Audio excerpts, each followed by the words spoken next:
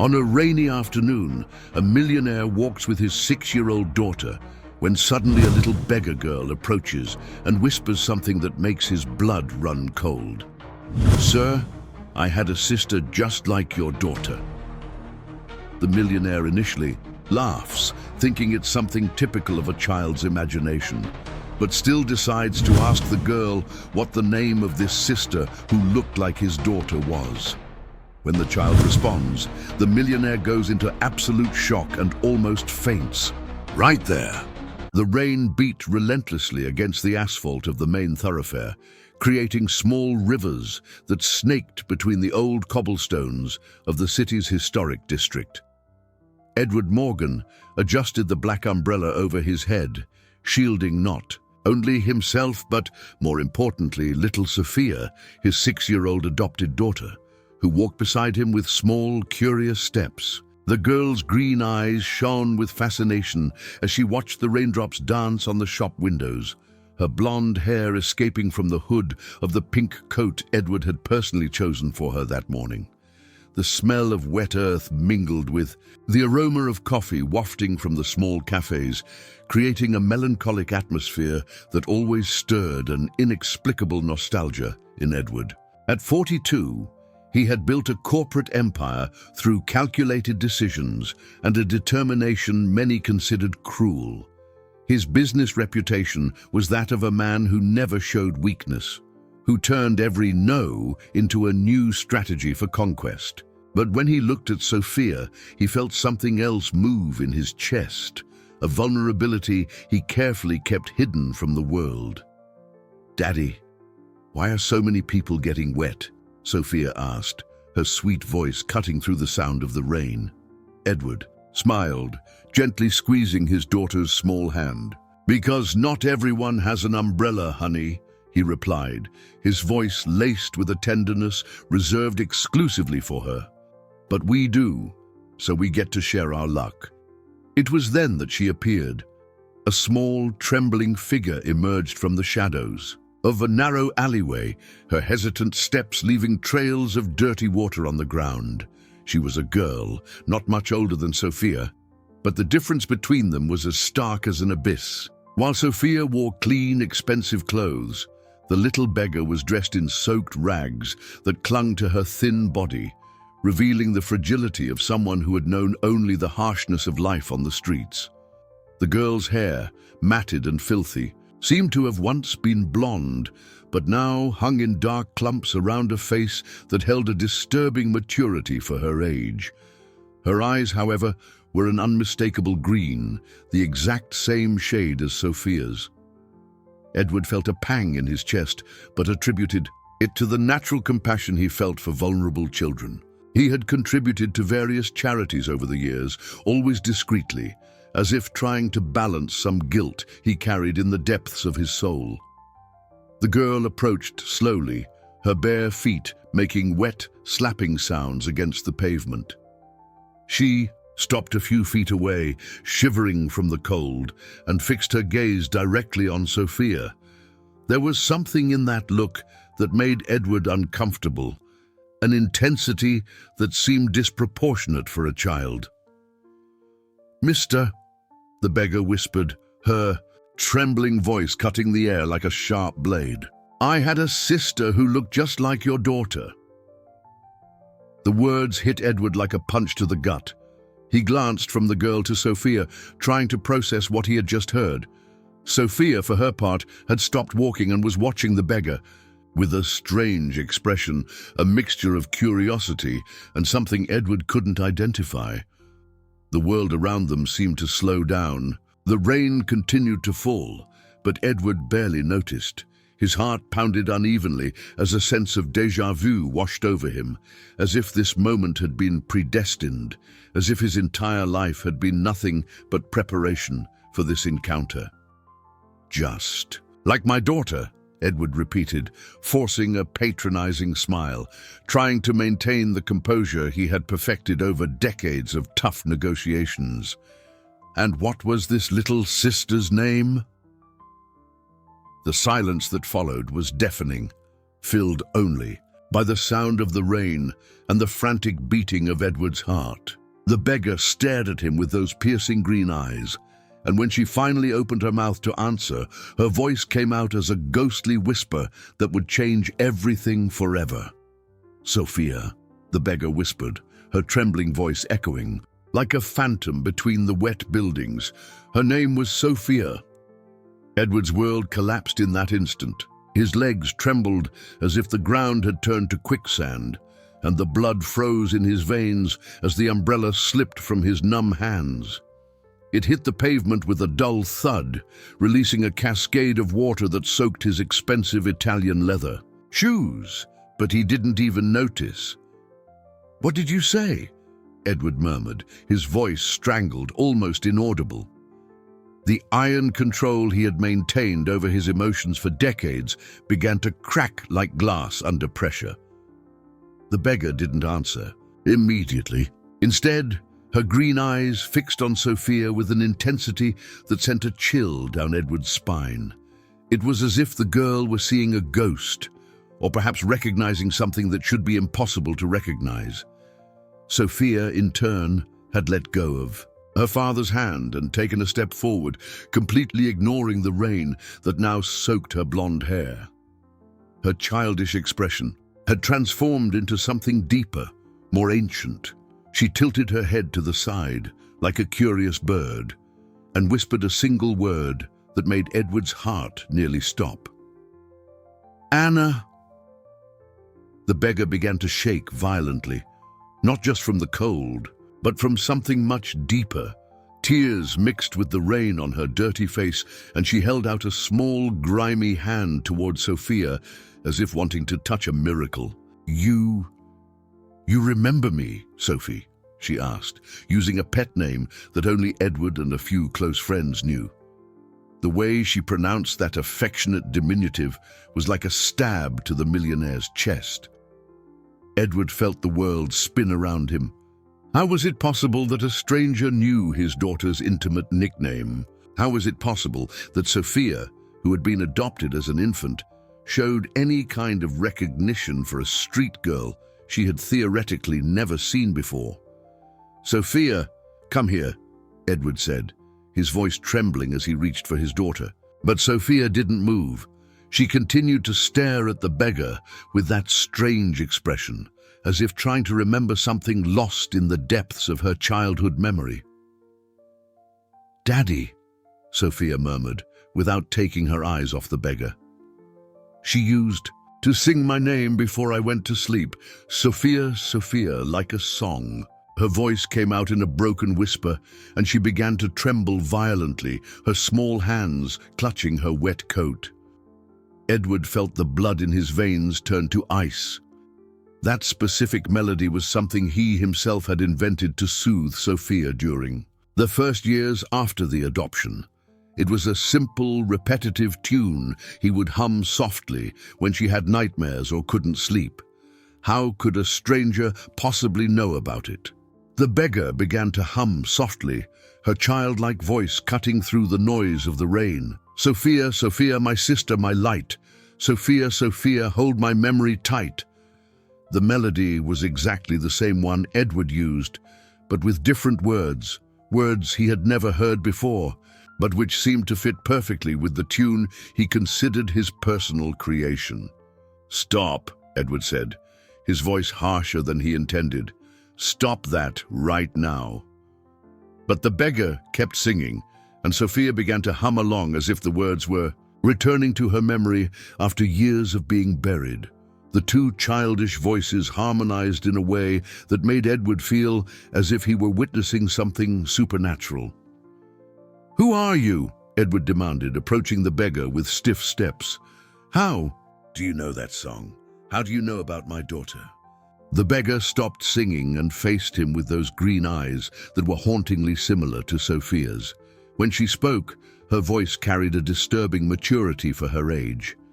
"I'm Anna, and Sophia is my twin sister." The silence that followed was Absolute, broken only by the sound of the rain on the asphalt. Edward felt as if the world had stopped spinning, as if time had frozen in that impossible moment. Everything he thought he knew about his life, about Sophia, about the past he had so carefully constructed, began to crumble like a house of cards in a storm. "That's impossible," Edward muttered, more to himself than to the two girls watching him under the incessant rain. His rational mind, trained to analyze data and find logical solutions to complex problems, refused to accept what was happening before his eyes. "Sophia has no siblings. She was an orphaned infant when I adopted her. I have all the documents, all the certificates." His voice gained strength as he spoke, as if repeating the known facts could force reality back to normal. "You must be confused, little girl. You must have seen my daughter in a magazine or newspaper. We're a well-known family in this city." But even as he spoke the words, Edward felt a corrosive doubt growing in his chest like a weed. Anna kept looking at Sophia with that disturbing intensity, and Sophia returned the gaze with an expression Edward had never seen before, a mixture of recognition and nostalgia that seemed impossible in a 6-year-old. "Sophie has a mark here," Anna said, touching her own left arm. "Just like mine. It looks like a tiny moon." Edward's heart leaped. Sophia did have a crescent moon-shaped birthmark on her left arm, something the doctors had said was extremely rare. It was a quirk he loved to kiss during Sophia's baths, a mark she considered special because he always said it made her unique in the world. "Show him, Sophie," Anna continued, her voice carrying an intimate familiarity that made Edward feel like an intruder in a conversation with his own daughter. Sophia, without hesitation, pulled up the sleeve of her coat and showed the small mark.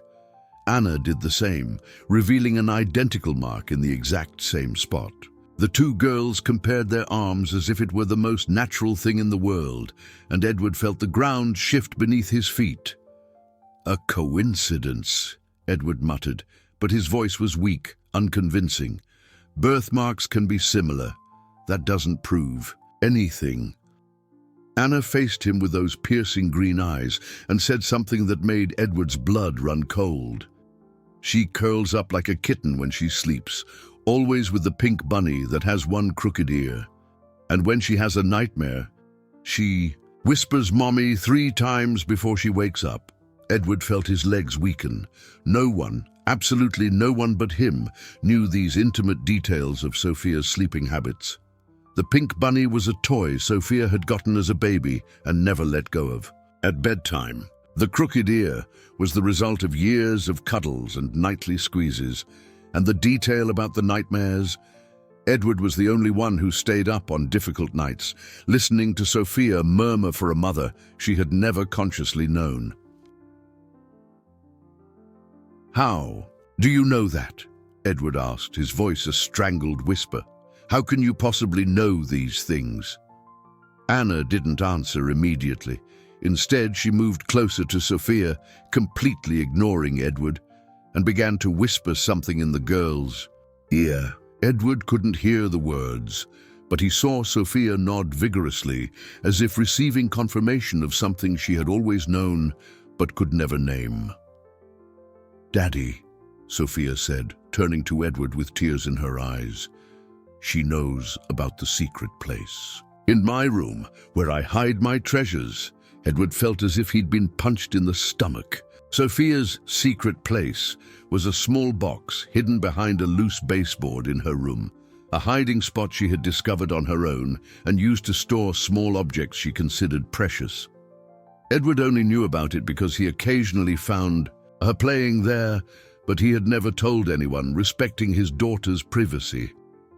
"She said there's a ring from Mommy in there," Sophia continued, her voice trembling. "A gold ring with a little blue stone." Edward's world shattered once more. There was indeed a ring in Sophia's secret box, a simple gold band with a small blue stone that had been found with her at the orphanage. Edward had kept it as a memento of Sophia's biological mother, planning to give it to her when she was older. He had never mentioned its existence to anyone. The rain continued to fall, but Edward barely felt it. His mind was racing, trying to find rational explanations for the impossible. Maybe it was an elaborate coincidence. Maybe Anna was part of some sophisticated scam targeting wealthy families. Maybe he was going insane. But when he looked at the two girls side by side, wet and shivering, he saw something he couldn't deny. They were practically identical. The same green eyes, the same facial structure, even the same way of tilting their heads when concentrating. The only real difference was their clothes and their state of being. One cared for and loved, the other abandoned and forgotten. "This can't be happening," Edward muttered, running his hands through his wet hair. "This just can't be happening." But it was. And in the depths of his heart, Edward began to realize that his perfect, carefully constructed life was about to come crashing down completely. Edward spent the entire night in his leather armchair in his study, staring at Sophia's adoption. Papers spread across the mahogany desk. Every document had been examined dozens of times over the years. Certificates, medical reports, orphanage records. Everything seemed perfectly legal and in order, but now every line looked suspicious, every stamp a potential forgery. In front of him, photographs of baby Sophia contrasted with a persistent mental image. Anna, the street girl, with the same green eyes and the same determined expression. Edward had tried to convince himself it was all just a bizarre coincidence, but sleep wouldn't come. Every time he closed his eyes, he heard Anna's voice singing that impossible melody. The first sign that something was truly wrong came the next morning. Edward found Sophia sitting on her bedroom floor, surrounded by dozens of drawings she had made during the night. On each sheet of paper, two identical girls appeared hand in hand, but in every drawing something separated them. Sometimes a black line, other times faceless, shadowy figures. "Sophia, honey, when did you make these drawings?" Edward asked, kneeling beside his daughter. His voice tried to maintain its usual calm, but there was a tension Sophia immediately noticed. "When Anna was calling," Sophia replied, without looking up from the paper where she was obsessively drawing two identical crying girls. "She was calling my name, so I woke up and drew, so she wouldn't be sad." A chill ran down Edward's spine. "Anna was calling, but she's not here, honey. It was just a dream." Sophia stopped drawing and looked at him with those green eyes that now seemed to hold a depth disturbing for a 6-year-old. "It wasn't a dream, Daddy. Anna is always calling. Ever since I was a tiny baby, she calls my name when she's scared." Edward felt the air leave his lungs. How was it possible that Sophia had memories of someone she had supposedly never met? The doctors had always said that infant memories were extremely rare and usually inaccurate. "Sophie," Edward said, choosing his words carefully, "do you remember when you were a baby, before you came to live with me?" Sophia nodded vigorously, as if it were obvious. "I remember Anna. We slept together in a small bed. She always held my hand when there was noise from the men fighting." Her voice grew lower, sadder. "Then one day the men took her away and I cried a lot, but you came to get me and said you would take care of me." Edward's heart was beating so hard he was sure Sophia could hear it. Each of the girl's words was a piece of a puzzle he didn't want to assemble, but which was forming inexorably before his eyes. "And you never told me this before because you got sad when I talked about Anna," Sophia replied, returning to her drawing. "So I stopped talking, but I never stopped remembering." Edward stood up abruptly, needing air. He left Sophia's room and leaned against the hallway wall, trying to control his ragged breathing. His daughter had kept secrets for years to protect his feelings. What kind of father was he if Sophia felt she couldn't share her memories with him? The phone rang, interrupting his tortured thoughts. It was Helen, the housekeeper who had cared for the house for over 10 years. "Mr. Morgan," her voice sounded worried, "the gardener said he saw a little girl lurking around the house during the night. He said she stood under Sophia's window for a long time, as if she were waiting for something." Edward's blood ran cold. What kind of girl? Blonde, thin, torn clothes. He found it strange because the girl seemed to know exactly which room was Sophia's, even though she's never been here before. Edward's hands trembled as he hung up the phone. Anna had found his house. More than that, she had specifically found Sophia's room, as if guided by some supernatural instinct. He went back to Sophia's room and found her standing at the window, looking out at the garden with an anxious expression. "She was here, Daddy," Sophia said without turning around. "Anna was down there looking up at me. She was crying." "How do you know she was crying if it was dark?" Edward asked, approaching the window. Sophia finally turned, and Edward saw tears streaming down her face. "Because when Anna cries, I feel it in here," she said, placing her small hand over her heart. "It's like I'm crying too." Edward looked down at the garden, but there was no sign of anyone, just the flowers he had planted for Sophia and the swing set where she played every afternoon. But something in the air felt different, charged with a sadness he couldn't explain. "Daddy," Sophia said, pulling his sleeve, "why can't you and Anna be friends? Why does she have to stay on the street when she has a home here with me?" The innocent question struck Edward like a well-aimed arrow. How could he explain to a 6-year-old that the adult world was full of complications she couldn't possibly understand? How could he tell her he was afraid of discovering truths that could destroy everything he had built? "It's complicated, honey," Edward murmured, pulling Sophia into his arms. "Very complicated." But as he held his daughter, Edward knew he could no longer run from the truth. The cracks in his perfect reality were becoming deep fissures, and soon everything would come crashing down. Edward drummed his fingers nervously on the desk as he waited in the office of Marcus Thorne, the most respected private investigator in the city. The office was discreet and professional, with shelves full of files and an atmosphere that suggested years of uncovered secrets and unearthed truths. Edward had chosen Marcus precisely for his reputation of absolute discretion and relentless efficiency. "Mr. Morgan," Marcus said, entering the room with a thick file in his hands, "I received your urgent call. As I understand it, you need an investigation into your daughter's adoption process." Edward nodded, trying to maintain the businesslike composure that had made him famous in financial circles. "I want you to check every detail, every document, every person involved in Sophia's adoption. Leave no stone unturned. May I ask the reason for this investigation? Usually parents only question adoption processes when there's a suspicion of serious irregularities." Edward hesitated.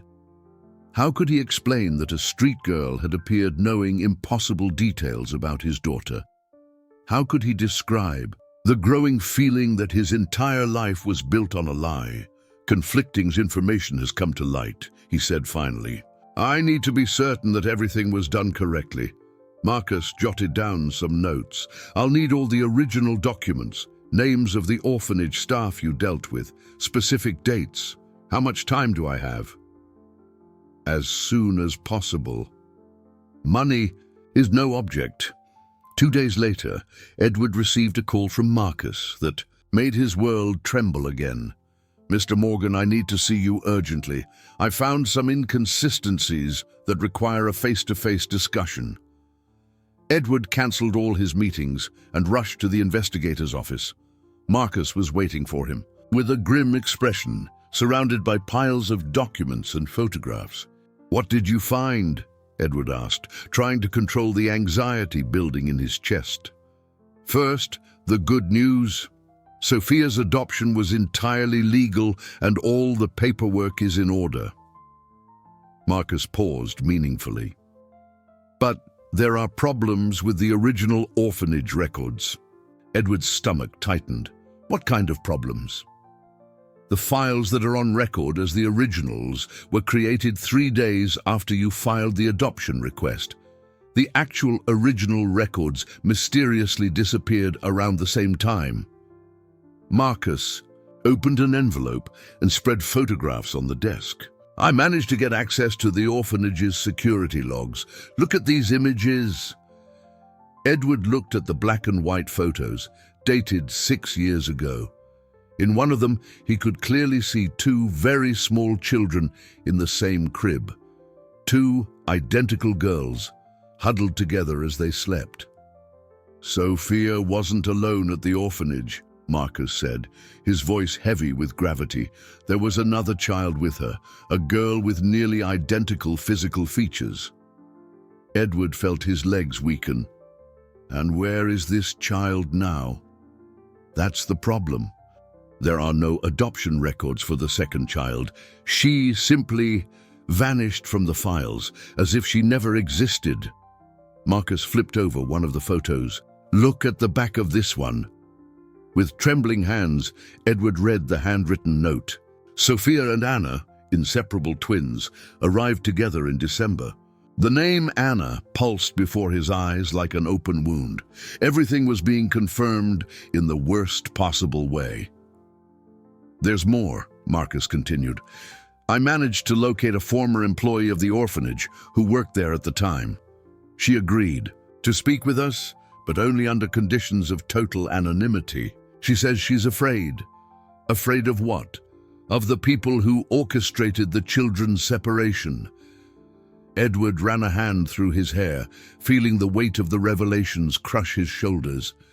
When can we meet her? Tonight, at a neutral location. But Mr. Morgan, I have to warn you. From what this woman implied over the phone, what we're about to find out could be much worse than we imagine. That night, Edward met Marcus and a middle-aged woman in a small, discreet coffee shop on the outskirts of the city. The woman, who identified herself only as Carmen, seemed nervous and kept looking over her shoulder. I remember the twins, Carmen said, her voice trembling. They arrived together, tiny babies, always clinging to each other. They would cry if they were separated, even for a few minutes. What happened to Anna? Edward asked directly. Carmen closed her eyes as if fighting painful memories. There was pressure. Important people wanting only one of the children to be put up for adoption. They said it would be better for Sophia to have a wealthy family, but that Anna should remain at the orphanage. Deep why? That makes no sense. Because someone very powerful wanted the girls to be raised separately, someone who had an interest in keeping them apart. Carmen leaned forward, whispering, I overheard conversations between the director and men in suits. They talked about experiments, about studying what happens to identical twins raised in completely different environments. Edward felt nausea rising in his throat. Experiments? What kind of experiments? I don't know the details, but I know Anna was never really put up for adoption. At age 3, she just disappeared from the orphanage. They said she ran away, but a 3-year-old doesn't just run away on her own. The silence that followed was as heavy as lead. Edward looked at Marcus, who was furiously scribbling in his notepad. Is there anything else we should know? Marcus asked. Carmen hesitated, then whispered something that made Edward's blood run cold. Sophia wasn't the only child subjected to special treatments. Every day, doctors would come to give her medicine. They said it was to help with her adjustment, but I always found it strange. A healthy child doesn't need so much medication. Edward spent the rest of the night poring over Sophia's medical files. each prescription and report taking on a sinister meaning in light of Carmen's revelations. By the first light of dawn, he had found disturbing evidence that confirmed his worst fears. During her first 3 years of life, Sophia had been given an abnormal amount of medication for a healthy child. Infant antidepressants, sedatives, and something called MIMEX-7, a drug Edward had never questioned when the orphanage pediatrician insisted it was essential for the girl's healthy cognitive development. With trembling hands, Edward called Dr. Henry Wallace, the most respected pediatric neurologist in the city and a personal friend for years. "Henry, I need an urgent favor. Have you ever heard of a drug called MIMEX-7? There was a long pause on the other end of the line. "Edward, where did you hear about that? MIMEX-7 isn't approved for commercial use." Edward's heart raced. "What do you mean?" "It's an experimental drug that was being tested a few years ago for treating severe childhood trauma. The goal was to erase specific memories that caused post-traumatic stress in children." Henry paused. "But the trials were shut down when they discovered severe side effects." "What kind of side effects?" "Selective amnesia, psychotic episodes in adolescence, and in some cases, what researchers called traumatic reconnection, when the erased memories return in a fragmented and chaotic way." Henry's voice was heavy with concern. "Edward, why are you asking about this?" Edward closed his eyes, feeling the weight of the truth crush his shoulders. Sophia was on this drug for 3 years. The silence on the other end was deafening. Finally, Henry whispered, "My God, Edward, you need to bring her in for a consultation immediately.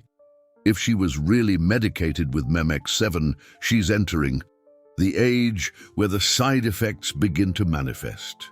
Edward hung up and ran to Sophia's room. He found her awake, sitting on the bed with the pink bunny in her lap, but there was something different in her expression. Her green eyes seemed more distant, older. "Daddy," Sophia said, her voice sounding strangely calm, "I remember more things today." Edward sat on the edge of the bed, trying to control the tremor in his hands. "What kind of things, honey?" "I remember the men in white coats who came to give me medicine. They said the medicine would make me forget the sad things." Sophia hugged the bunny tighter, "But I didn't want to forget Anna, so I pretended to swallow the pill, but I hid it under my tongue." Edward felt like he'd been punched in the gut. "You pretended to take the medicine?" Sophia nodded. "Not always. Sometimes they made me. But a lot of the time, I could pretend." She looked at him with those piercing green eyes. "That's why I still remember Anna, Daddy. That's why I know she needs us." Tears began to stream down Edward's face. His 6-year-old daughter had outsmarted doctors and researchers, protecting her own memories through a desperate, childish ruse. "Sophia, do you remember anything about the doctors? Did they talk to each other?" Sophia closed her eyes, concentrating. "They talked about the twin experiment. They said I was subject A and Anna was subject B. That you were going to give me a good life to see if I turned out different from Anna?" The horror of the situation hit Edward in successive waves. Sophia and Anna hadn't just been separated. They had been turned into guinea pigs in a cruel social experiment. One would receive love, care, and resources, while the other would be abandoned to her fate on the streets, all to see how environment would shape 2 genetically identical children. "Did they talk about who was paying for the experiment?" Edward asked, his voice barely a whisper. Sophia shook her head. "I only heard a name once. They called it Project Gemini, and they talked about an important man who wanted to see if people are born bad or if their lives make them bad." Edward felt nausea rising in his throat. Project Gemini sounded like something out of a science Fiction movie, but it was happening to his daughter, to Anna, to two innocent children who had been turned into lab rats. At that moment, his phone rang. It was Marcus, the investigator. "Edward, I've discovered something disturbing. The orphanage where Sophia was kept wasn't just a regular orphanage. It was run by a foundation with ties to a multinational pharmaceutical company, a company that develops experimental drugs." "Which company?" Edward asked, though he already suspected the answer. "Neurotech Industries. And Edward, you're not going to believe this, but the CEO of Neurotech Industries was present at Sophia's adoption ceremony. He was there, observing the entire process." Edward felt the world spin around him. Neurotech Industries was a company his own corporation had occasional partnerships with. He had been in the same room, shaken hands, done business with the man who had orchestrated the separation of Sophia and Anna. "Marcus," Edward said, his voice a whisper, "I need a list of every Neurotech executive who was involved with the orphanage, and I need to know if any of them have personal connections to me." "Edward, are you all right? Your voice sounds strange." Edward looked at Sophia, who was watching him with that expression far too mature for her age. "No, Marcus, I'm not all right, and I have a feeling it's going to get much worse before it gets better." As he hung up the phone, Edward realized he wasn't just an innocent victim in this conspiracy. Somehow, he had been specifically chosen to adopt Sophia. That meant someone had been watching him, studying him, and manipulating him for years, turning him into an unwitting pawn in the cruel experiment that had destroyed the lives of two innocent children. Edward was in his study when Marcus arrived with a red folder in his hands and an expression that foreshadowed bad news. The investigator seemed to have aged years in a few days, and his eyes carried the weight of secrets he wished he had never uncovered. "Edward, I need you to sit down before you see this," Marcus said, placing the folder on the desk. "What I've found is going to change everything you believe about your own life." Edward sat down slowly, bracing himself for another devastating revelation. Over the past few weeks, his reality had been systematically demolished, and he was beginning to wonder if any aspect of his life was genuine. Marcus opened the folder and took out a series of documents and photographs. Neurotech Industries is controlled by a single majority shareholder, a man who keeps his identity carefully hidden behind multiple shell companies. "Who is it?" Edward asked, though something in his gut already knew he didn't want to hear the answer. Marcus placed a photograph on the desk. It was an image of a well-dressed, middle-aged man with facial features that made Edward's blood run cold. "Your brother, Gabriel Morgan." The world stopped. Edward stared at the photograph as if he were looking at a ghost, because in a way he was. Gabriel had supposedly died in a car crash 15 years ago. Edward had attended the funeral, had wept over the casket, had carried the weight of guilt for years. "That's impossible," Edward murmured, his hands trembling as he held the photograph. "Gabriel is dead. I was at the funeral." "The man who died in the crash was a hired body double," Marcus said, his voice heavy with regret. "Gabriel faked his own death to escape gambling debts and start a new life with a false identity."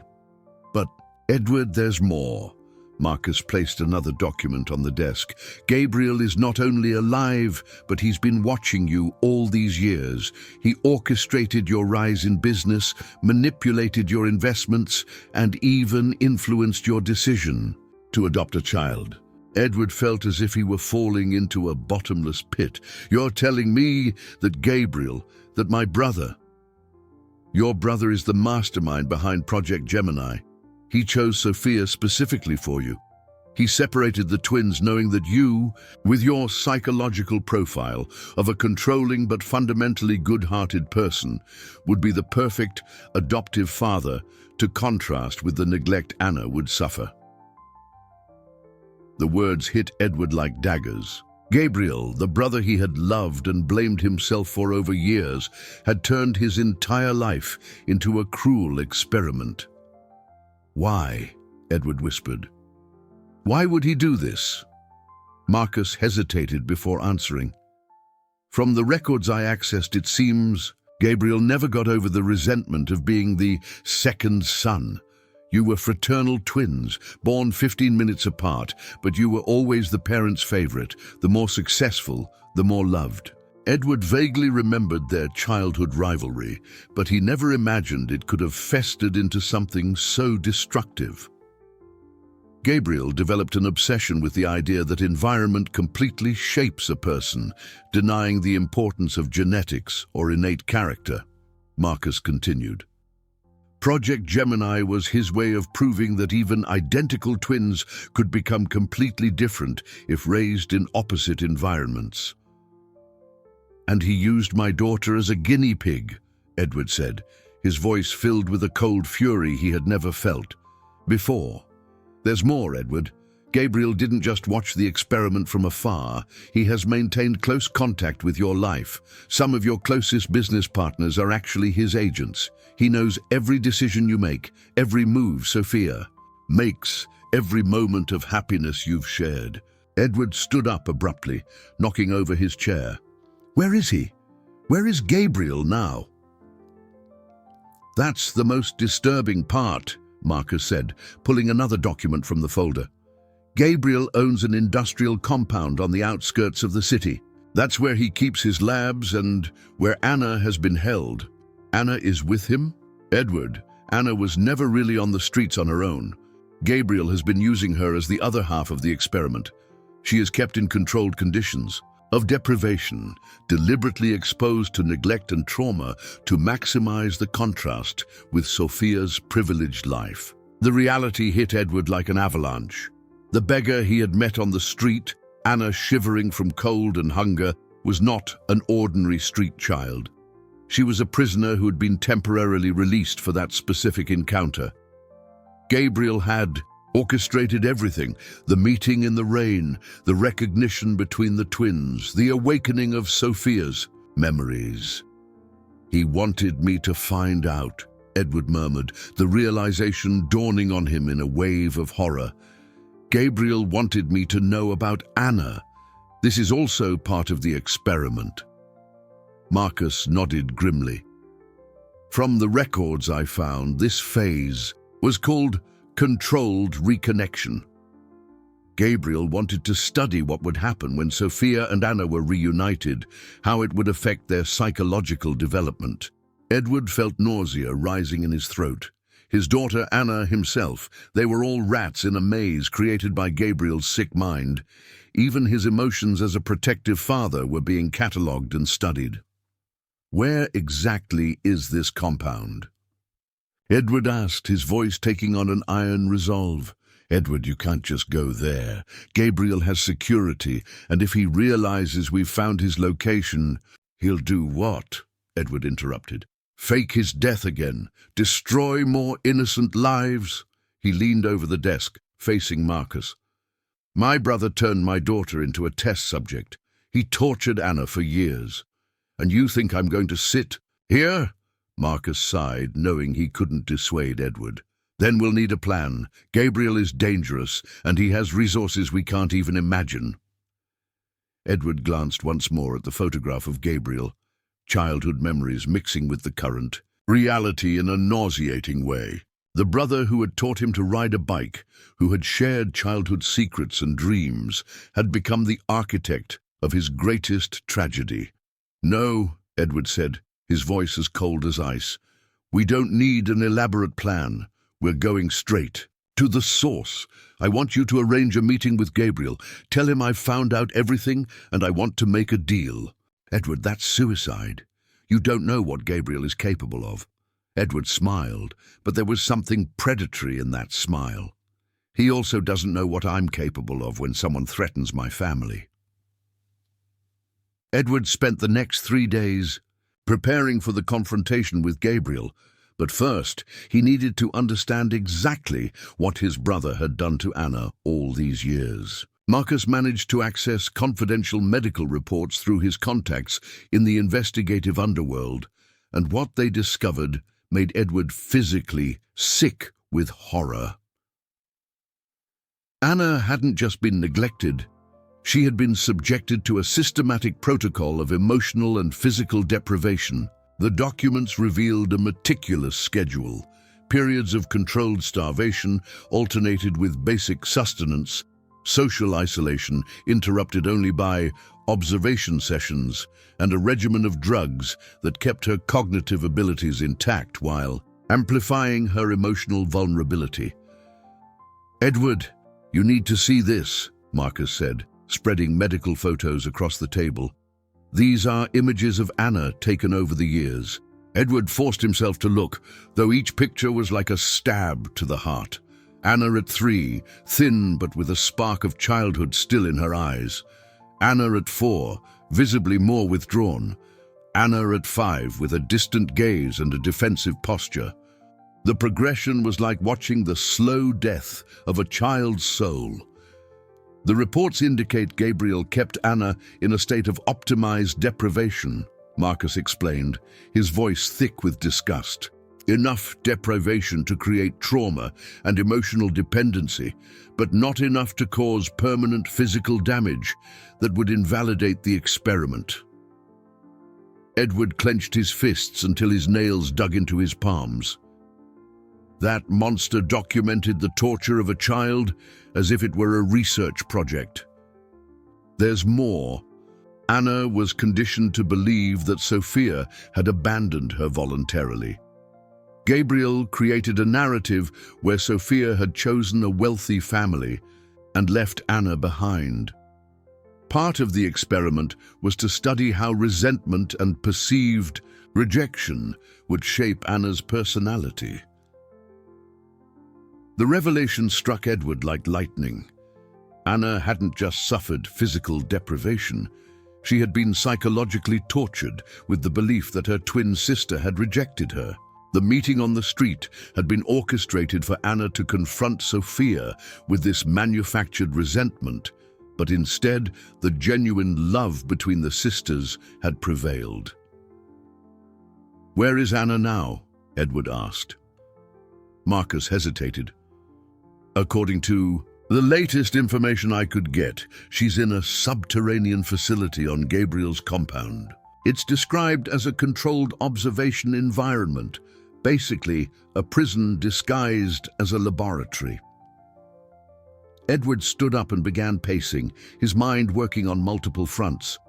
"I need to get Anna out of there, but I also need to make sure Gabriel can never do this to another child." "Edward, you're talking about invading a private, heavily secured property. This is what any father would do for his daughter," Edward interrupted. "Anna is my daughter just as much as Sophia is. Gabriel may have manipulated the circumstances, but that doesn't change my responsibility for her." At that moment, Edward heard small footsteps on the stairs. Sophia appeared at the study door, clutching her pink bunny, her expression worried. "Daddy, why are you yelling?" she asked, approaching cautiously. Edward knelt and opened his arms, and Sophia ran into them. As he held his daughter, he felt the full weight of responsibility settle on his shoulders. This wasn't just about confronting Gabriel. It was about reuniting a family that had been brutally torn apart. "Sophia, honey," Edward said softly, "how would you feel if we could bring Anna to live with us?" Sophia's green eyes lit up in a way Edward hadn't seen in weeks. "For real, Daddy, Anna could be my real sister." "She has always been your real sister," Edward replied, feeling tears well up. "We just didn't know it." Sophia pulled back slightly and looked seriously at her father. "Daddy, Anna is hurt on the inside. I feel it when I dream about her. She thinks I don't like her." The maturity of Sophia's observation stunned Edward. "Why do you think that?" "Because in my dreams, she's always crying and saying I left her all alone." Sophia clutched the pink bunny to her chest. "But I never left her on purpose, Daddy. I was too little to choose." Edward hugged Sophia tighter, amazed by the emotional wisdom his daughter had developed despite her young age. "You're right, honey. And when we bring Anna home, we're going to show her you never forgot her." Marcus, who had watched the exchange in silence, stepped closer. "Edward, there's something else you need to know about Anna. The medical reports indicate she's developed a severe form of attachment disorder. She's been conditioned to distrust any show of affection, to interpret kindness as manipulation." "What does that mean in practice?" "It means that when Anna is removed from her current environment, she'll likely react with hostility and fear. She might even reject Sophia at first, because she's been taught that her sister abandoned her." Sophia tugged on Edward's sleeve. "Daddy, I can help Anna remember when we were babies. I still know the song we sang together." Edward looked at Marcus with a determined expression. "I don't care how long it takes or how hard it is. Anna is my daughter, and I'm bringing her home." "And Gabriel?"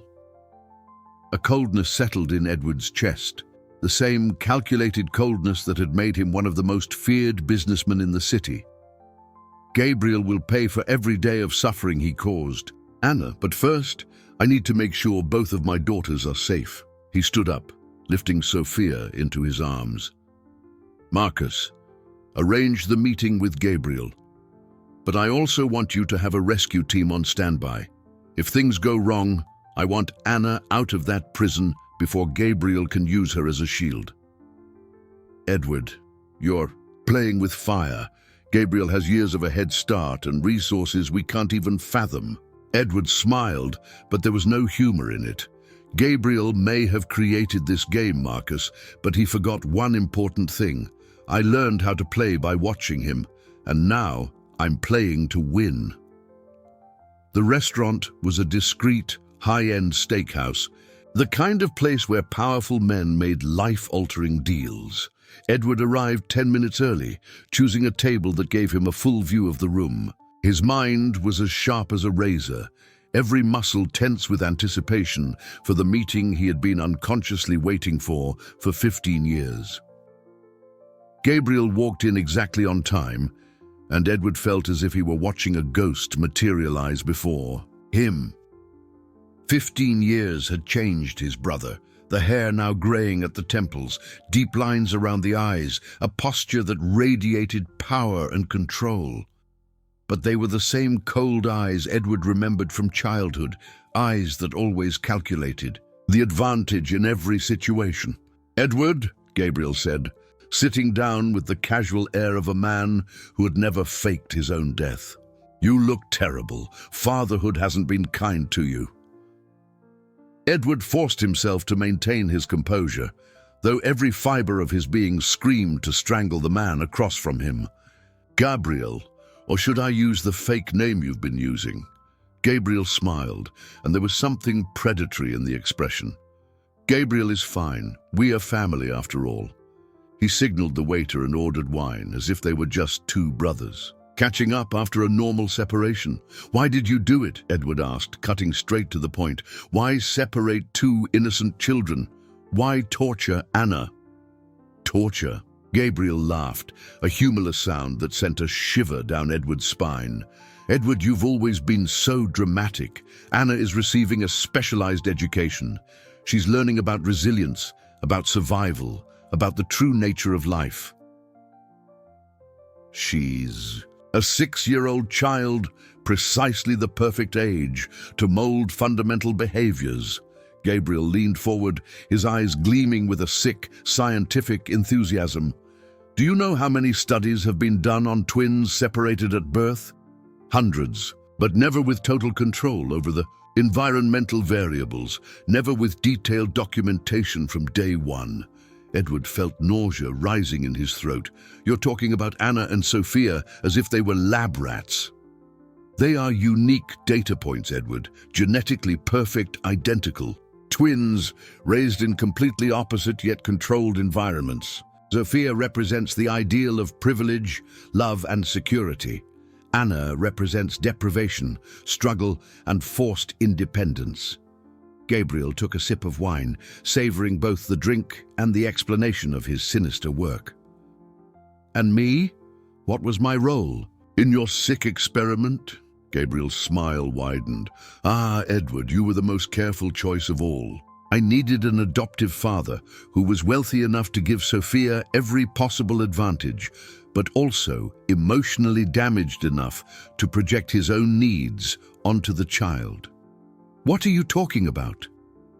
Your guilt complex over my death, your need for control disguised as protection, your inability to form intimate adult relationships. Gabriel listed the traits as if reading from a grocery list. You were the perfect father for Sophia because you needed her just as much as she needed you. Edward felt as if he'd been punched in the gut. Even his capacity to love Sophia had been manipulated and exploited by Gabriel. You watched our lives all these years, Edward said, the realization coming in waves of horror. You saw Sophia take her first steps, say her first words. I documented everything meticulously. Every developmental milestone, every emotional reaction, every bond formed. Gabriel took a tablet from his briefcase and swiped through some images. I have over 15,000 hours of video of Sophia, and the same amount for Anna, of course. Edward looked at the images and saw intimate moments from his life with Sophia. Her first day of school, birthdays, even private moments at home. The violation was so profound, he found it hard to breathe. You're sick, Edward murmured. I'm a visionary, Gabriel corrected him. This study will revolutionize our understanding of nature versus nurture. It will prove definitively that environment trumps genetics in the formation of human character. And what if you're wrong? What if Anna and Sophia show that love and a sibling bond overcome any conditioning?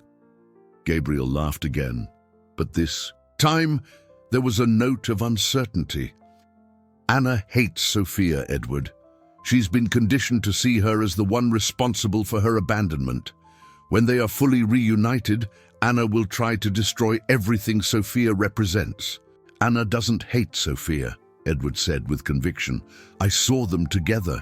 I saw the recognition, the love. You saw what I allowed you to see. That meeting in the rain was carefully orchestrated. Anna was on anxiolytics to control her baseline aggression. Gabriel leaned further forward. Do you want to see how Anna really feels about Sophia? He slid the tablet toward Edward, displaying a video of Anna in a sterile room. In the recording, Anna was holding a blonde doll and repeatedly slamming it against the wall while screaming, "Bad Sophia, you left me," with a fury that seemed impossible in such a small child. Tears burned Edward's eyes. You conditioned her to hate her own sister. I freed her from the illusion of fraternal love. Anna now understands she can only rely on herself. Gabriel put the tablet away. It's a valuable lesson that Sophia, sheltered by your paternal love, never had to learn. Zujula. Where is Anna now? Edward asked, his voice dangerously low. Safe, cared for, continuing her unique education. I want to see her. Gabriel laughed. Of course you do. That's exactly what I expected you to ask. He stood, leaving cash on the table. Tomorrow night at my estate, bring Sophia. It's time for the final phase of the experiment. What final phase?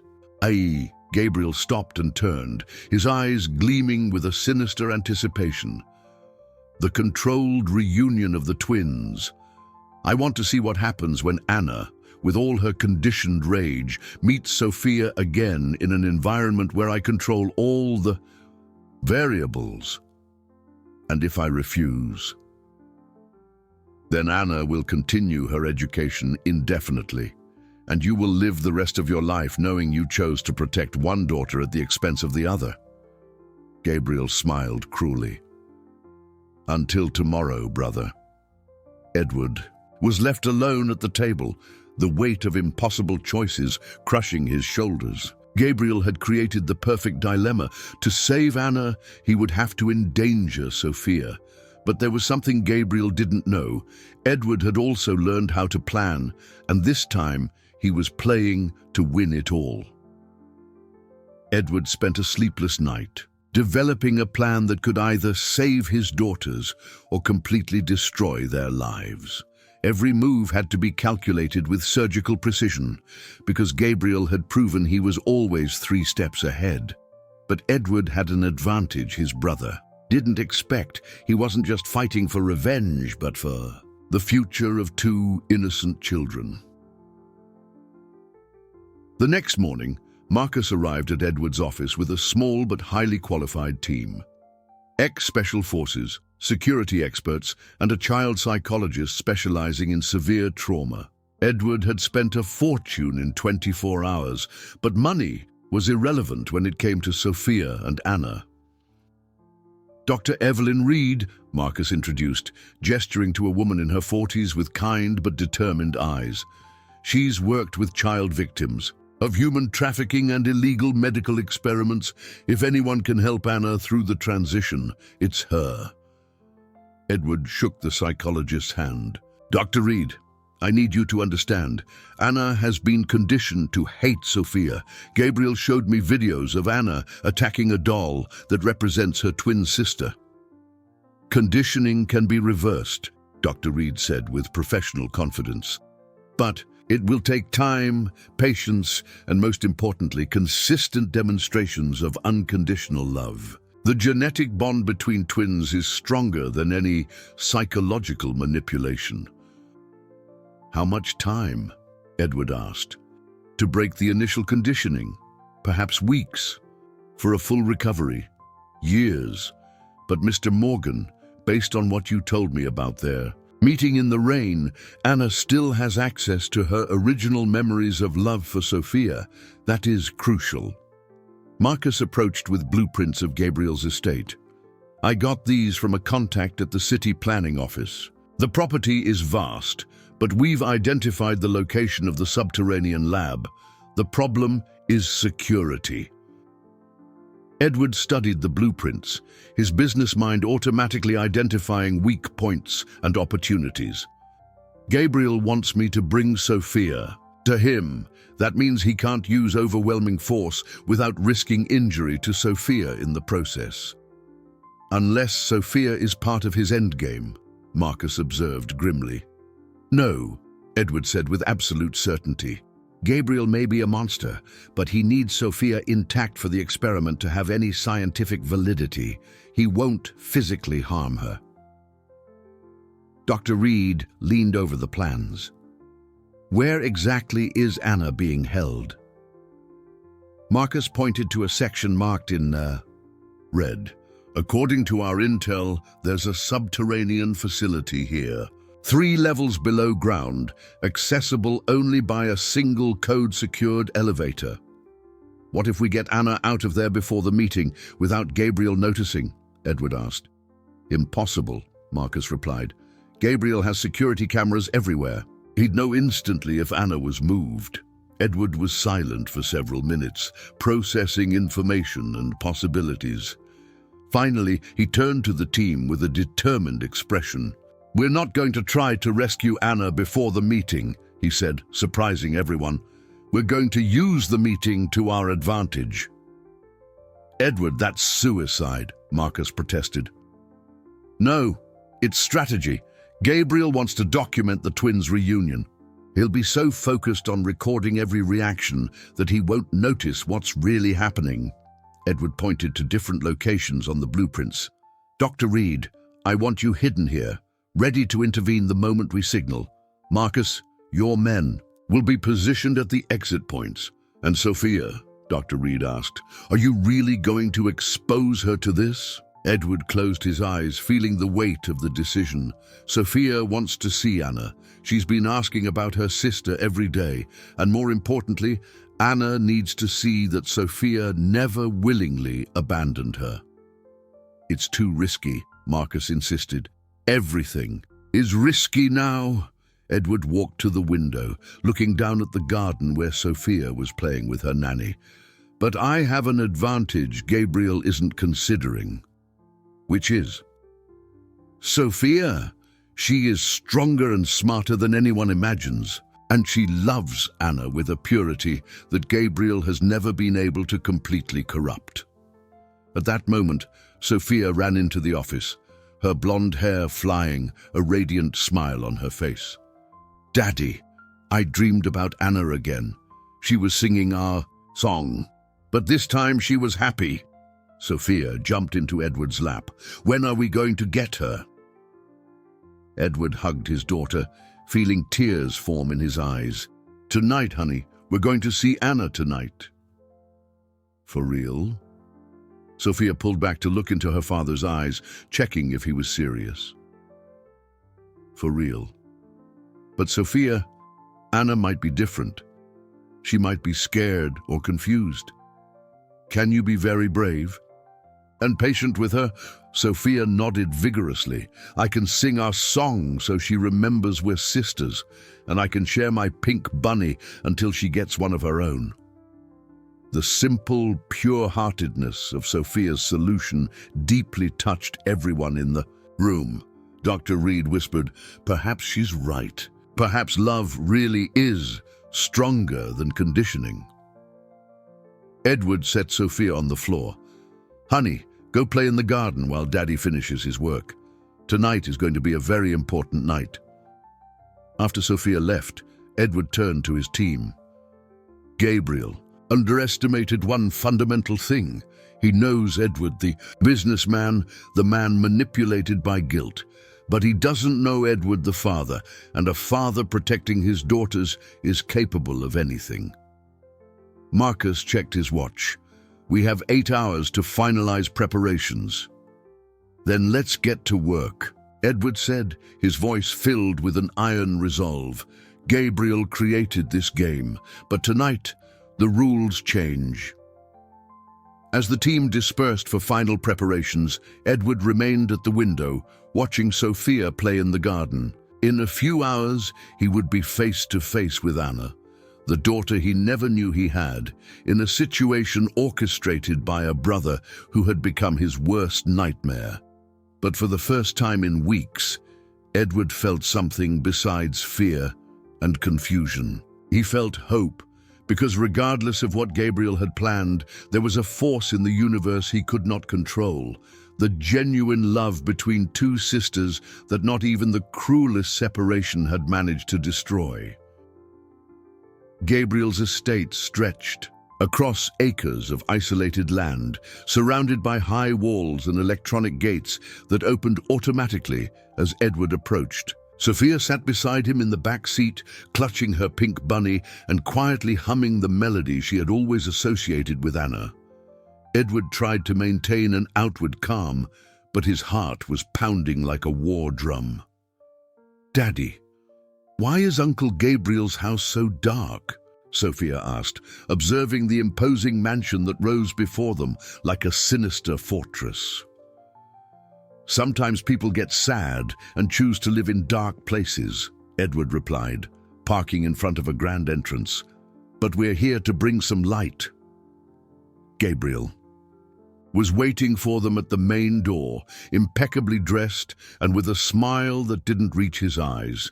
Behind him, Edward could see 2 men in dark suits, security disguised as assistants. "Edward! Sophia!" Gabriel approached with open arms, like an affectionate uncle welcoming beloved guests. "What a joy to have you here." Sophia hid behind her father's legs, instinctively distrusting the man who radiated a coldness she couldn't comprehend, but definitely felt. "Where is Anna?" Edward asked directly, dispensing with formalities. "Eager, as always," Gabriel chuckled. "Anna is preparing for the meeting. After all these years apart, we want it to be perfect." He gestured toward the entrance. "Come, I have so much to show you." Gabriel led them through luxurious corridors, decorated with modern art and photographs that Edward recognized as being from his own life with Sophia. Intimate moments captured without his knowledge and turned into trophies on the predators And wall. Impressive collection, don't you think? Gabriel said, noticing Edward's stare. 6 years of precious moments. Sophia growing, learning, becoming the wonderful girl she is today. Sophia pointed to a photo of herself blowing out birthday. Candles. How do you have a picture of my birthday? You weren't there. Gabriel knelt to Sophia's level, his smile becoming more genuine for a moment. Ah, but I was there, little Sophia. You just couldn't see me. Edward felt nausea rising in his throat. Gabriel had violated every precious moment of their lives, turning sacred memories into scientific data. They reached an elevator that descended for several floors. When the doors opened, Edward found himself in a modern laboratory with glass walls, monitoring equipment, and cameras everywhere. In the center of the room were 2 chairs, separated by a small table. "Welcome to my laboratory," Gabriel said with evident pride. "This is where the magic happens. Every reaction, every emotion, every word will be recorded for posterity." "Where is Anna?" Edward repeated, his patience wearing thin. Gabriel pressed a button on a control panel. A glass door on the other side of the room slid open slowly, and Edward felt his heart stop. Anna entered hesitantly, escorted by a woman in a white lab coat. The girl was clean and well-dressed, but there was something deeply unsettling in her posture.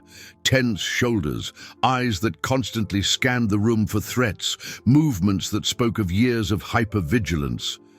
When Anna saw Sophia, her reaction was like an electric shock.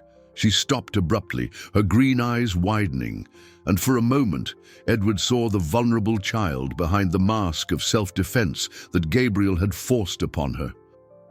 Sophia, in turn, let out a cry of joy that echoed through the sterile room. "Anna, it's you, it's really you." But as Sophia took a step toward her sister, Anna recoiled violently, pressing herself against the wall like a cornered animal. "No!" Anna screamed, her voice filled with a rage that seemed impossible for a 6-year-old. "You left me! You chose him and left me all alone!"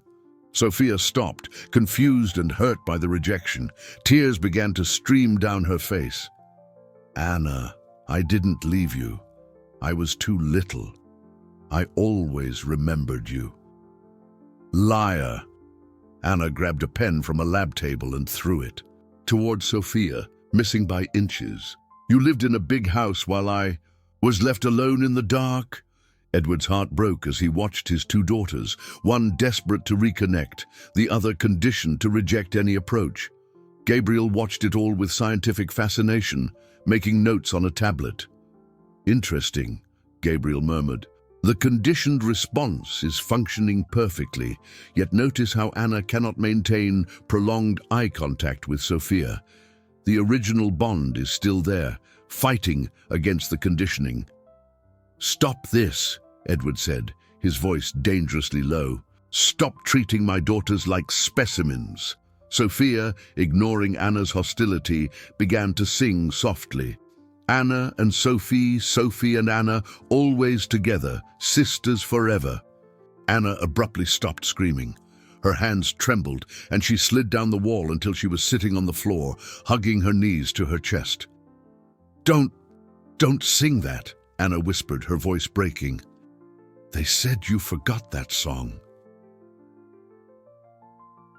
Sophia approached slowly, still singing, and sat on the floor a respectful distance from Anna. "I never forgot, Anna. I sing it for you every day. I dream about you every night." "Liar," Anna repeated, but her voice had lost its earlier force. Sophia pulled the pink bunny from inside her jacket. "Remember him? You always said his ear was crooked because you loved him so much." Anna stared at the toy, and Edward saw the exact moment the conditioning began to crack. Tears streamed down the girl's face as true memories fought to emerge through the lies that had been implanted in her. I remember," Anna whispered. "We used to sleep with him between us." Sophia held out the bunny toward her sister. "Do you want to hold him? He missed you too." For a moment, Anna reached out a hesitant hand, but then Gabriel intervened, striding toward the girls with scientific approval. "Excellent progress," he said, as if praising a successful experiment. "Anna, you are remembering how to respond emotionally despite the conditioning. Sophia, your persistence in the face of rejection is remarkable." Gabriel's cold, clinical comment shattered the magical moment that had been forming between the sisters. Anna recoiled again, and Sophia looked at Gabriel with an expression of disgust that surprised Edward with its maturity. "You're a mean man," Sophia said directly to Gabriel. "You hurt my sister." Gabriel laughed. "I educated your sister, Sophia. I taught her valuable lessons about real life." It was then that Edward knew the moment had come. Gabriel was so engrossed in his scientific analysis that he had let his guard down. Edward gave a discreet signal to a specific camera in the corner of the room, the prearranged signal for Marcus. In seconds, the lights went out and an emergency alarm began to blare. The chaos that followed the blackout was deafening. Alarms echoed throughout the lab as red emergency lights flashed, casting dancing shadows on the glass walls. Gabriel shouted orders at his security guards, but Edward was already in motion, scooping Sophia into his arms and heading for where Anna was cowering in the corner. "Anna, come with me!" Edward yelled over the noise of the alarms. "You don't have to stay here." But Anna, panicked by the sudden chaos, retreated even further. Her years of conditioning had taught her that sudden changes always meant punishment or greater danger. "No, you'll separate me from her again." Anna pointed at Sophia with accusation in her eyes. "You always lie." Gabriel, even amidst the chaos, maintained his scientific cool. He moved to a control panel and pressed a series of buttons. Immediately, steel doors descended, sealing all exits from the lab. "Very clever, Edward," Gabriel said, his voice echoing through the room via a speaker system. "But you forgot I built this place with every contingency in mind." Edward realized, with horror, that he had walked into a trap. Gabriel had anticipated the rescue attempt and turned the lab itself into a prison. "Now we have total privacy for the final phase of the experiment," Gabriel continued, walking calmly between the two. "Panicked girls, I want to see how you choose, Edward. Sophia or Anna, you can only save one." "This is madness," Edward shouted. "They're just children." "They're the future of behavioral science," Gabriel corrected coldly. He walked to a drawer and pulled out 2 syringes. "These contain a potent sedative, a child's dose, completely safe, but it will render them unconscious for hours." Edward's blood ran cold. "What are you planning?" "Simple. You choose which of the 2 girls you want to remain conscious. The other will be sedated and relocated permanently." Gabriel smiled cruelly. "It's the perfect dilemma to test your true paternal instincts." Sophia, still in Edward's arms, began to cry. "Daddy, I'm scared. Why does Uncle Gabriel want to hurt us?" Anna, watching the scene from her corner, saw Sophia crying, and something fundamental shifted inside her. Despite all the years of conditioning, the sight of her twin sister in danger awakened protective instincts that not even Gabriel had managed to erase. "Leave her alone," Anna said, getting to her feet unsteadily. "If you want to hurt someone, hurt me. Sophia didn't do anything wrong." Edward was stunned by Anna's courage, and Gabriel seemed genuinely surprised by the reaction. "Interesting," Gabriel muttered. "Even after years of conditioning for hatred, the protective instinct between twins remains intact." "Anna," Sophia whispered, holding out a small hand toward her sister. It was then that something no one expected happened. Anna, fighting against years of conditioning and fear, took a step towards Sophia. Then another, and another. "I remember," Anna said, her voice growing stronger with each word. "I remember you used to cry when they took me away. I remember you always tried to protect me, even though you were just as little as me." Gabriel moved quickly to intercept Anna, but Edward was faster. He put Sophia down and threw himself at Gabriel, the two men tumbling to the floor in a desperate struggle for the syringes. "Sophia! Anna! Stay together!" Edward yelled as he fought. The two girls instinctively ran to each other. When their hands touched, something extraordinary happened. Anna stopped trembling, and Sophia stopped crying. It was as if an electrical circuit had been completed, reconnecting two halves of a single soul. "I never forgot you," Sophia whispered. "I pretended to hate you because it hurt too much to love you," Anna replied, hugging her sister for the first time in years. Gabriel, even as he grappled with Edward, watched the girls with a sick scientific fascination. Extraordinary. The neurological reconnection between twins is stronger than any artificial conditioning. But his distraction was costly. Edward managed to disarm Gabriel, knocking the syringes away. However, Gabriel had one last trump card. "Computer, initiate. Emergency Protocol Omega," Gabriel said loudly. A mechanical voice responded, "Protocol Omega initiated. Sedative gas release in 3 minutes." Panic seized Edward. Gabriel had programmed the lab to become a gas chamber if things got out of hand. "You're insane! Your own nieces are in here." "They're not my nieces," Gabriel said, getting up and straightening his torn suit. "They are scientific data, and if I can't conclude the experiment as planned, I can at least preserve the specimens for future study." It was then that Anna broke from Sophia's embrace and faced Gabriel with a fury that was no longer that of a conditioned child, but of a sister protecting her family. "You're not our father," Anna said, her voice small but firm. "Our father is right here," she pointed to Edward, "and you're never going to separate us again."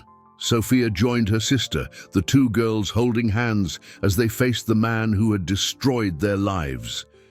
"We're stronger together," Sophia said. "You don't understand that because you've never loved anyone." Gabriel looked at the two girls, and for the first time, Edward saw something beyond scientific coldness in his eyes. He saw fear. Gabriel was realizing he had completely underestimated the power of the bond between the twins. "Computer, cancel Protocol Omega," Gabriel said quickly. "Access denied. Protocol Omega cannot be cancelled after initiation." Gabriel's face went pale. He had created a system so foolproof that not even he could control it completely. 2 minutes to gas release," the mechanical voice announced. Edward looked around desperately for an escape. It was then that he heard distant explosions. Marcus and his team were forcing their way into the compound. "Hold on," Edward said, pulling both his daughters into an embrace. "Help is on the way." But as the seconds ticked by, Edward realized that help might not arrive in time. Gabriel had built a fortress, and now they were trapped inside, with time rapidly running out. 1 minute to gas release, the mechanical voice announced, as Edward held Sophia and Anna to his chest, the weight of failure crushing his shoulders. Gabriel paced like a caged animal, desperately trying to find a loophole in the system he himself had created. It was then that Anna pulled away from the hug and looked directly at Gabriel with a clarity that stunned everyone in the room. "I know the code," she said, her small voice firm. Gabriel stopped abruptly. "What did you say?" "I know the code." "To stop the machine," Anna repeated. "I saw you type it in a lot of times when you thought I was sleeping." Edward felt a spark of hope. "Anna, are you sure?" Anna nodded, but then looked at Gabriel with an expression that mixed fear and determination. "But I'll only say it if you promise one thing." "Anything," Edward said desperately. "You can never hurt children again. Ever," Anna said to Gabriel. "And you have to let everyone who works here go." Gabriel laughed, a bitter, desperate sound. "You're just a child. You don't understand the implications of what you're asking." "I understand that you made me suffer because you were suffering," Anna retorted, displaying an impossible wisdom for her age. "But it wasn't right, and you know it." 30 seconds to gas release. "Gabriel," Edward yelled, "agree to her terms." Gabriel looked at Anna, then at Sophia, and finally at Edward. For a moment, something human passed through his eyes, perhaps the recognition that he had gone too far, or perhaps just the fear of his own death. "I agree," Gabriel whispered. Anna walked to the control panel with steady steps. "Computer, override code Alpha 779 Omega. Code accepted. Protocol Omega cancelled." The relief that filled the room was palpable. Edward sank to his knees, still holding Sophia, as tears of gratitude streamed down his face. At that moment, closer explosions echoed through the walls, and finally the steel doors began to rise. Marcus appeared with his team, weapons drawn, but stopped short at the scene before him, Edward hugging the two girls, while Gabriel stood against the wall, seemingly defeated. "Everyone okay?" Marcus asked, lowering his weapon. "We are now," Edward answered, his voice thick with emotion. Dr. Reed entered right behind Marcus and immediately knelt to the girls' level. "Sophia, Anna, you were both so brave." Anna looked at the psychologist with curiosity. "Who are you?" "I'm a doctor who helps kids who have been through hard things," Dr. Reed explained gently. "And I'm here to help you two become a real family." Sophia turned to Anna. "Anna, do you want to come live with me and Daddy? We have a big garden, and you can have your own room, or you can share mine." Anna hesitated, looking at Edward. "Do you really want me, even though I'm different from Sophia?" Edward knelt to Anna's level, looking directly into her green eyes. "Anna, you are my daughter, just as much as Sophia is. It doesn't matter what happened before. It doesn't matter what they did to you. You belong in our family." "But I don't know how to be a normal family," Anna whispered. "I only know how to survive." "We'll learn together," Edward said, holding out his hand. "There's no such thing as a perfect family, Anna. There are families that love each other and take care of each other, and that's what we're going to be." Anna looked at Edward's outstretched hand, then at Sophia, who was smiling encouragingly. Slowly, she reached out her own small hand and placed it in Edward's. "Can I call you Daddy too?" Anna asked, her voice barely a whisper. "I would be honored," Edward replied, his heart filling with a happiness he hadn't known was possible. Gabriel, who had watched everything in silence, finally spoke. "Edward, No," Edward interrupted, standing to face his brother. "You lost the right to speak to me as family. Marcus, he needs to be handed over to the authorities." Gabriel nodded slowly. "I know. But Edward, you need to know, I never wanted it to come to this. I only wanted—" "You wanted to prove you were right," Edward said. "But you were wrong. Love isn't a variable you can control or manipulate. It's the only real thing we have." As Marcus and his team escorted Gabriel out, Anna tugged on Edward's sleeve. "Daddy, what will happen to the other kids who are here?" Edward knelt again. "What other kids, Anna?" "There are more kids in the labs downstairs. They're part of Gabriel's experiments too." Edward's blood ran cold again. Gabriel had been running an operation far larger than he had imagined. "Marcus!" Edward yelled. "We need to search the entire compound. There are more children here." In the hours that followed, Gabriel's compound was completely searched. They found 15 other children in various stages of different experiments, some being studied for trauma resistance, others for cognitive development under stress. All were immediately removed and placed under specialized medical care. Anna was instrumental in the rescue, knowing every corridor and secret room in the complex.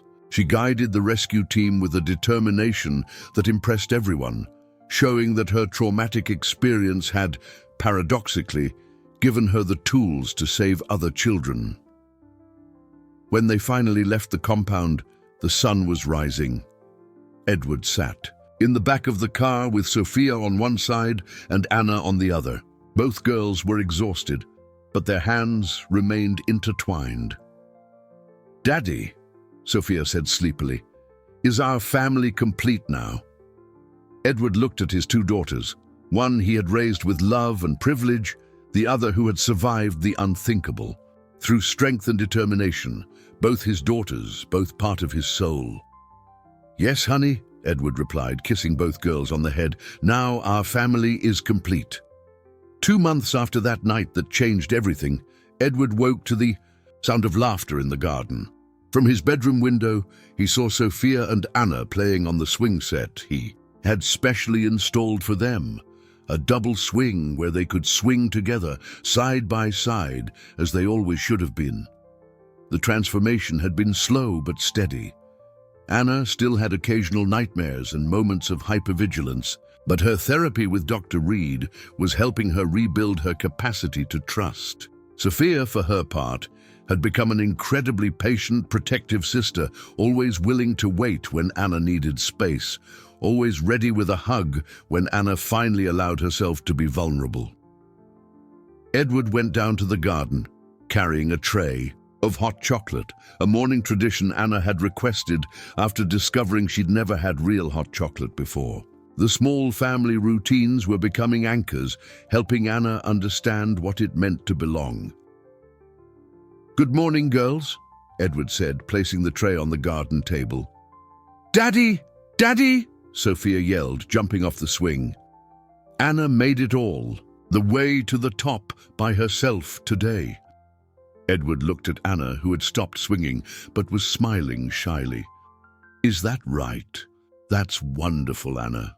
Anna got off the swing and approached, still cautious with displays of affection, but definitely more relaxed than in the early days. "I only did it because Sophia kept cheering for me." "We always cheer for each other," Sophia said, taking her sister's hand naturally. "That's what sisters do." As the girls drank their hot chocolate, Edward reflected on how their lives had changed. He had sold his company, unable to continue in the business world after discovering how he had been manipulated. Instead, he had started a foundation dedicated to combating child trafficking and abuse, using his fortune to ensure what Gabriel had done would never happen to other families. Gabriel was awaiting trial, his organization completely dismantled. The 15 rescued children were all in rehabilitation, some already reunited with biological families, others, like Anna, learning what it meant to be unconditionally loved for the first time. "Daddy," Anna said, interrupting his thoughts, "Dr. Reed says I can start regular school next month." Edward smiled. "How do you feel about that?" Anna hesitated, as she always did before sharing feelings. "Scared, but excited too. Sophia said she'll introduce me to all her friends. And I'll sit with you at recess until you make your own." "Friends," Sophia added decisively. "You two are amazing," Edward said, his chest swelling with pride and love. At that moment, Dr. Reed arrived for their weekly family therapy session. Over the past 2 months, she had become not just a therapist, but a dear family friend. "How is our family today?" Dr. Reed asked, sitting at the garden table. "Anna swung really high today," Sophia announced proudly. "And Sophia taught me a new song," Anna added. "One that isn't sad." Dr. Reed smiled. "You two are making extraordinary progress. Anna, how do you feel when you think about the future now?" Anna was quiet for a moment, organizing her thoughts as Dr. Reed had taught her. "Before, I didn't think about the future. I only thought about surviving today. But now," She glanced at Sophia and Edward. Now I think about things I want to do, like learn to ride a bike like Sophia, or get a dog, or maybe be a doctor like you to help other kids. Edward felt tears form in his eyes. Anna was finally able to dream, something Gabriel had tried to take from her forever. And you, Sophia? Dr. Reed asked. How has it been having a sister? Sophia beamed. It's the best thing in the world. I always wanted a sister, but I didn't. No, I already had one. Now I understand why I always felt like something was missing. Anna is very brave, Sophia continued. She taught me that you can be strong even when you're scared. And she makes me laugh with funny stories about how she used to escape the boring adults at the lab. Anna giggled, a sound that still surprised Edward every time he heard it. I was very clever. One time I pretended to be sick so I wouldn't have to take the bad medicine. The therapy session unfolded in the serenity of the garden, with the girls sharing discoveries from the week, and Edward talking about his own challenges in adapting to the new reality. Discovering Gabriel was alive, and that his entire life had been manipulated had left deep scars, but the joy of having Anna in his life outweighed all the pain. As Dr. Reed prepared to leave, Anna ran up to her and hugged her, something that would have been unthinkable in the first few weeks. Thank you for helping me not be so scared anymore, Anna said. You were always brave, Anna, Dr. Reed replied. I just helped you remember that. That afternoon, Edward found the two girls in Sophia's room, which had now become their room. Anna had chosen to keep her own bed, but they slept with the beds pushed together, holding hands during the night when the nightmares came. They were drawing together, an activity that had become an important therapeutic outlet. Anna's drawings no longer showed shadowy figures and separation. Now they were full of color, houses with gardens, and always two girls holding hands. What are you drawing today? Edward asked. Our family, Sophia said. Look, this is you, this is me, this is Anna, and this little dot here is the dog we're going to adopt. Edward laughed. A dog? Since when did we decide to adopt a dog? Since now, Anna said with a mischievous smile that looked very much like Sophia's. Anna and I voted, 2 against 1. Ah, I see. Family democracy, Edward joked. And what kind of dog do you want? One that needs a family too, Anna said seriously, like I did. Edward knelt beside his daughters, looking at the colorful drawing that represented the family they had become. It wasn't the family he had planned, but it was perfect in its imperfection, strong in its vulnerability. Girls, Edward said, you know I love you more than anything in the world, right? We know, Daddy, they said in unison, throwing themselves into his arms for a group hug. That night, after the girls had fallen asleep, Edward stood on the balcony watching the stars. Marcus stopped by, as he did periodically, to check on how the family was adjusting. How are you doing, Edward? Marcus asked, joining him on the balcony. Different, Edward answered honestly. Gabriel took so much from me, but he also gave me something I didn't know I was missing. Anna taught me that strength doesn't come from never falling, but from always getting back up. And the girls, Edward smiled. They're healing each other. Sophia is learning that the world can be cruel, but that makes kindness more important. Anna is learning that not every adult will hurt her, that some people are worthy of trust. And the future? Edward looked through the window, where he could see his two daughters sleeping, holding hands. The future is theirs. I'm going to spend the rest of my life making sure they have everything Gabriel tried to take away. Love, security, and the freedom to just be kids. The next morning, Edward woke again to laughter in the garden. Sophia and Anna were singing together as they watered the flowers they had planted the week before. The melody was new, one they had created together, but it carried echoes of the old song that had kept them connected through the years of separation. Edward went down to joined them carrying hot chocolate and a heart full of gratitude. He had lost a brother to madness, but he had gained a family built on true love. The scars would remain, on Anna, on Sophia, on himself. But they had learned that scars were just proof they had survived, and that love was stronger than any trauma. Anna. And Sophie, Sophie and Anna, the girls sang, always together, sisters forever. Edward joined in the song, his voice blending with theirs as the morning sun bathed their garden in golden light. They were a family, not perfect, but real, not without pain, but full of hope. And for the first time in a long time, Edward knew, with absolute certainty, that the future would be better than the past.